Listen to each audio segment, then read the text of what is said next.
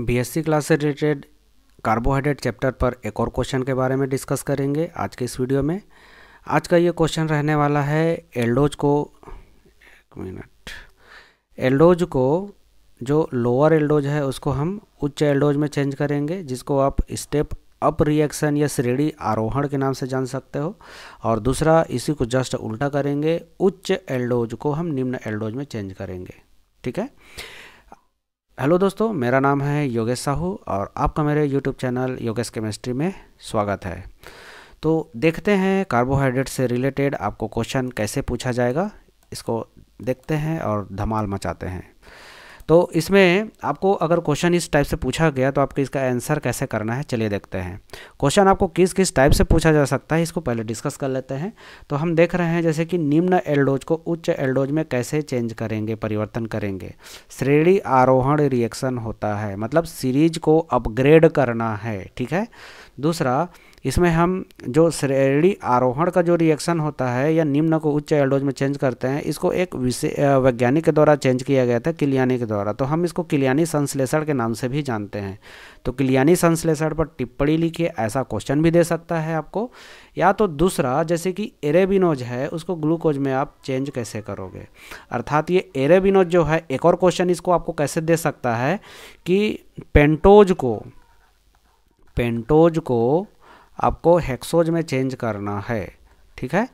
Pentose को hexose में change करना है, तो उसको आपको समझाने के लिए बोलेगा। एरेबिनोज मतलब पेंटोज हुआ, ये जो एरेबिनोज है ये पेंटोज है और ग्लूकोज आपका हेक्सोज है। ठीक है। तो इसको आप एरेबिनोज को से ग्लूकोज कैसे प्राप्त करोगे या पेंटोज से हेक्सोज कैसे प्राप्त करोगे, ऐसा भी क्वेश्चन आपको दे सकता है। चलिए देखते हैं, इसी को डिस्कस करते हैं कि आपको इसका आंसर कैसे करना है। तो हम देखते हैं इसी में कि किसी निम्न एल्डोज मतलब लोअर एल्डोज है, जैसे कि एल्डोपेंटोज को अगले उच्च एल्डोज जैसे कि एल्डोहेक्सोज में किलियानी अभिक्रिया या किलियानी रिएक्शन बोल सकते हो या किलियानी संश्लेषण भी बोल सकते हो के द्वारा परिवर्तित किया जा सकता है।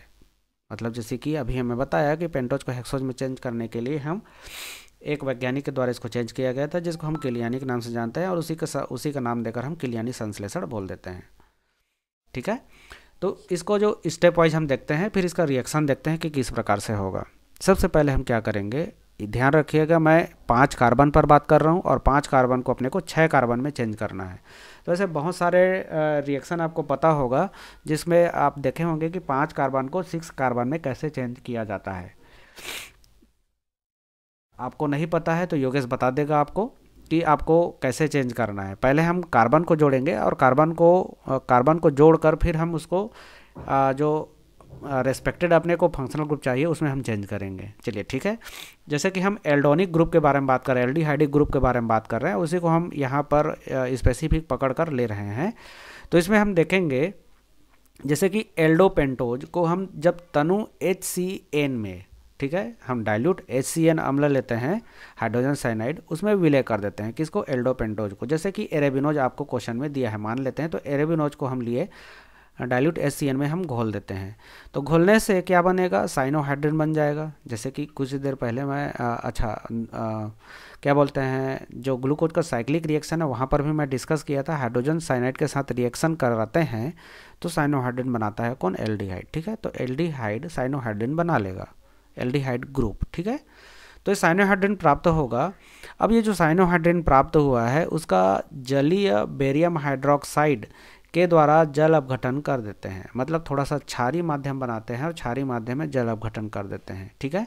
और फिर मिश्रण को तनु H2SO4 के द्वारा परिकलित मात्रा में कराते हैं, मतलब लिमिटेड, जितना अपने को डाइल्यूट H2SO4 चाहिए उतना ही मात्रा हम उसमें मिक्स कर देंगे मिश्रण में।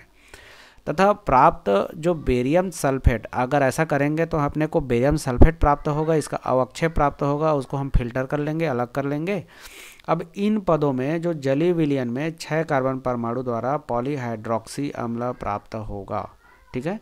अभी जो ये पूरा स्टेप देखे हैं, पूरा का पूरा इसमें अपने को क्या मिलेगा, पॉलीहाइड्रोक्सी एसिड प्राप्त होगा। एसिड मतलब जो अपना जो साइनोहाइड्रिन वाला जो पार्ट है वो एसिडिक में, एसिडिक मतलब COOH, ठीक है, CO OH इस रूप में ये प्राप्त होगा, और बाकी जो रेस्ट ऑफ 5 कार्बन है उसमें पॉलीहाइड्रोक्सी प्रेजेंट होंगे।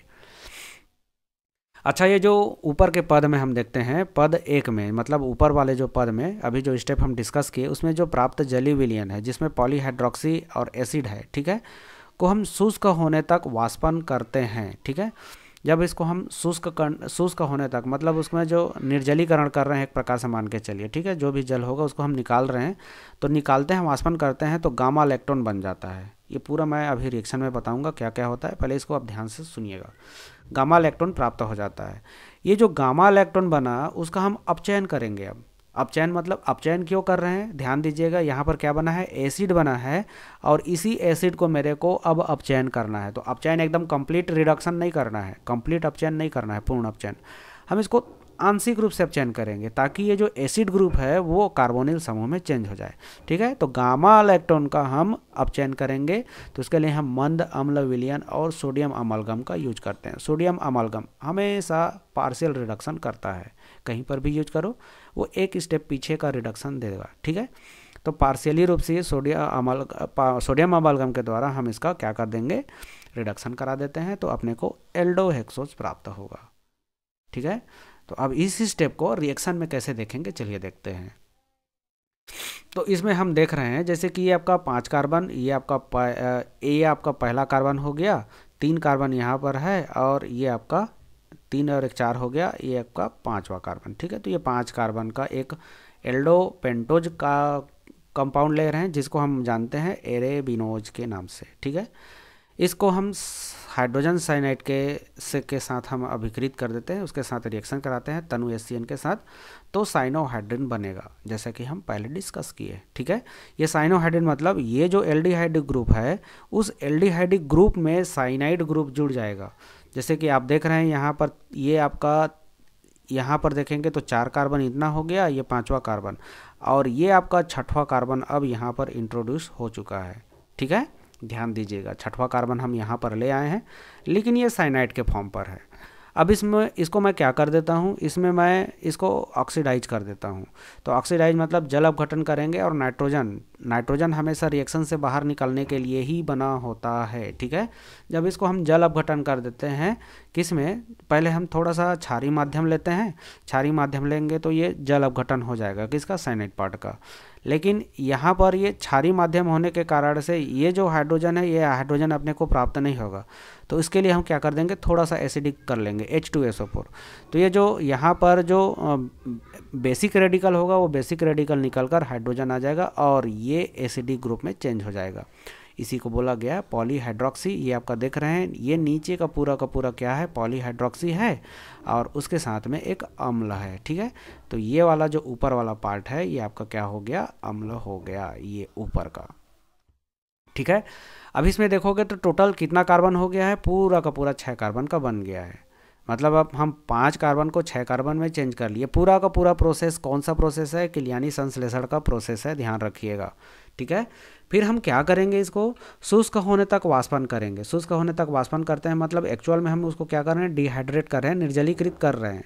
ठीक है, वाष्पन किए तो निर्जलीकृत हो गया, तो निर्जलीकृत होता है तो ये पहला नंबर का कार्बन, और ये फिर चौथे नंबर के कार्बन के साथ क्या कर लेगा, रिंग स्ट्रक्चर बना लेता है, और इसको हम क्या बोलते हैं, लैक्टोन के नाम से जानते हैं। जब कोई एसिड अपने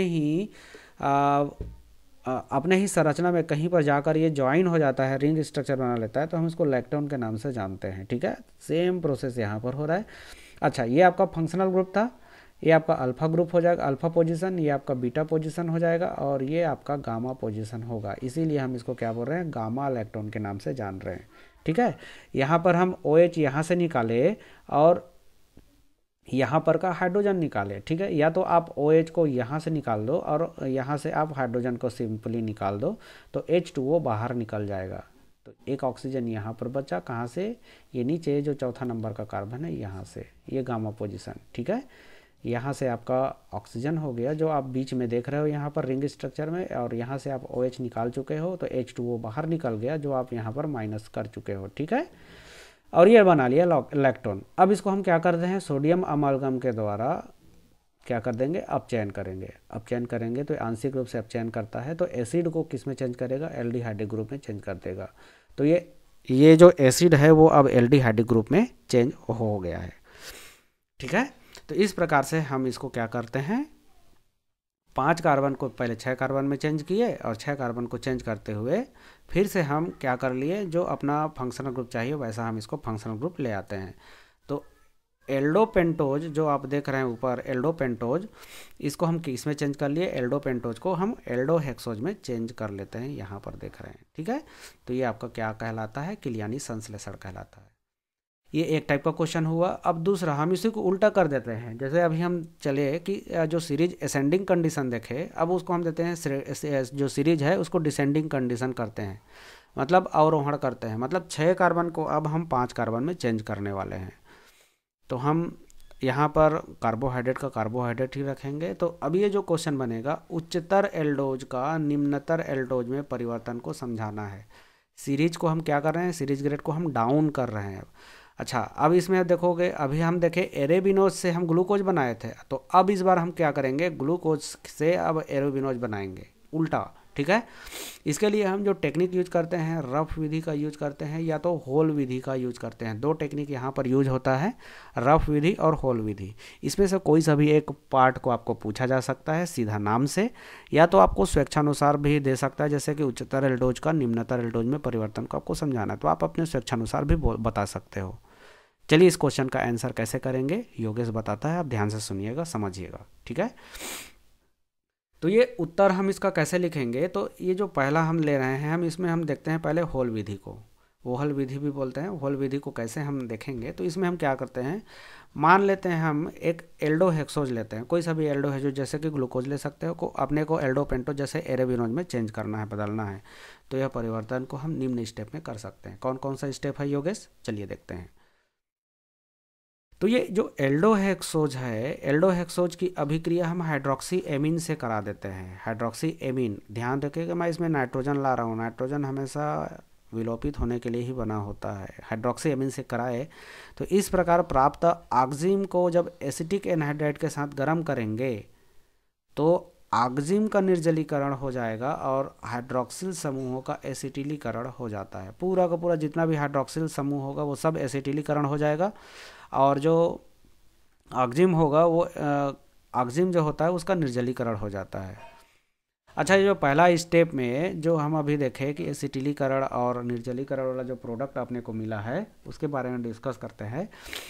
तो पहला पद से जो प्राप्त एसिटिल व्युत्पन्न वाले जितने भी प्रोडक्ट मिला है उसको हम अमोनिकल सिल्वर हाइड्रोक्साइड विलयन के साथ गर्म कर देंगे। ऐसा करने से क्या होता है, जितना भी एसिटिल समूह होता है उस सबका जल अपघटन होगा और पूरा का पूरा एसिटिल समूह पृथक हो जाएगा, मतलब अपने को फिर से OH समूह मिल जाएगा। ठीक है, तथा हाइड्रोजन साइनाइड का एक अणु भी बाहर निकल जाता है। ठीक है, हाइड्रोजन साइनाइड का एक अणु बाहर निकल गया, मतलब इसके साथ में एक कार्बन भी बाहर निकल जाएगा। इस प्रकार से ये इसका रिएक्शन का प्रोसेस है।